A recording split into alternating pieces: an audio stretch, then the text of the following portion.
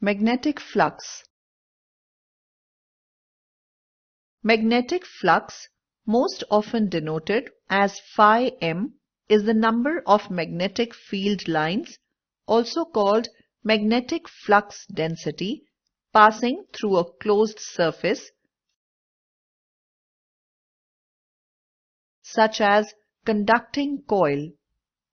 The SI unit of magnetic flux is the Weber, WB, in derived units, volt, seconds. The CGS unit is the Maxwell.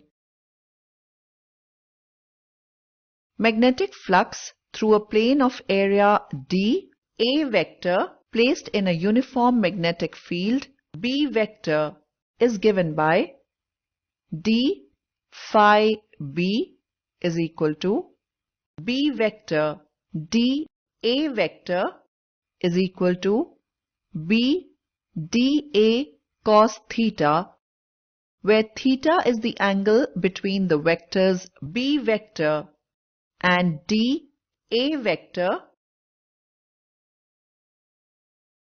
Magnetic flux through the entire surface can be calculated by integrating the dot product B vector D A vector as given below. Phi B is equal to close integral B vector D A vector. Important points about magnetic flux. 1. For a body present in a field, uniform as well as non-uniform, outward flux is taken to be positive, while inward flux is taken to be negative. 2. Magnetic field B vector may or may not be zero if magnetic flux theta B vector is equal to 0, as positive flux may be equal to negative flux.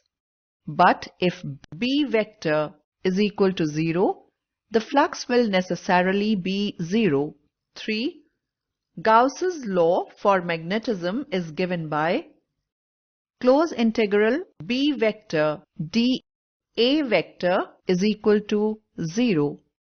This is due to the fact that magnetic lines of force are closed curve, and thus net flux through a closed surface is always 0. 4.